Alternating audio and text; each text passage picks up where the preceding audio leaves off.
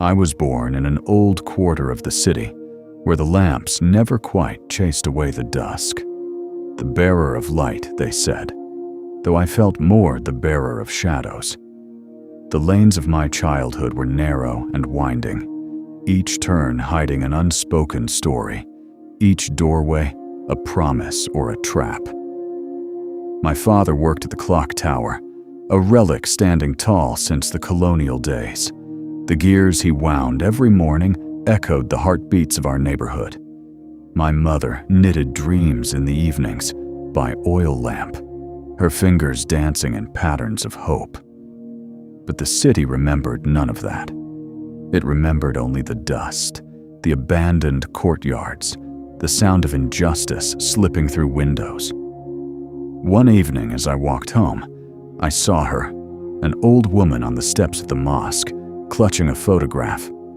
The image showed her and her son, taken in better days, smiling in bright clothes, the son tall and proud.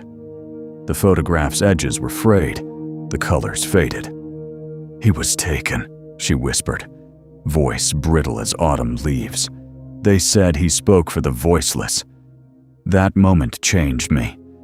I realized this city does not just live, it hurts, and those hurts become legacies. I started to trace the soul of the city in the eyes of its forgotten.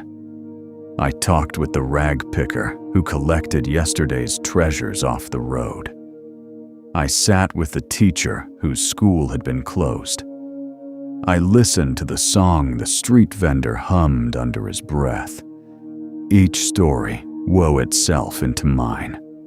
The rag picker told me of his daughter who draws stars on pieces of carton because there's no paper.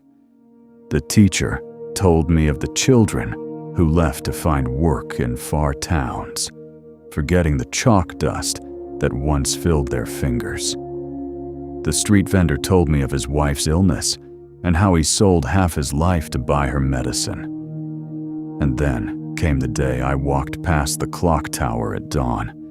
I heard the gears stop. Time paused. The tower froze, its face blank. The city held its breath. People gathered, but no one knew why. That's when I understood.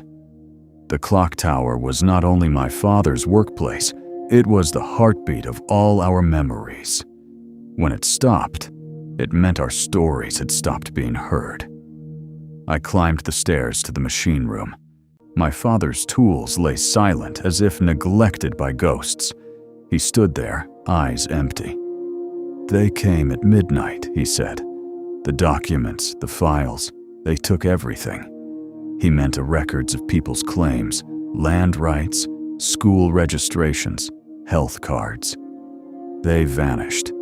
The shadows that govern our lives had struck. For days I stayed in this silent tower, listening to the gears, tracing the imprint of every missing cog.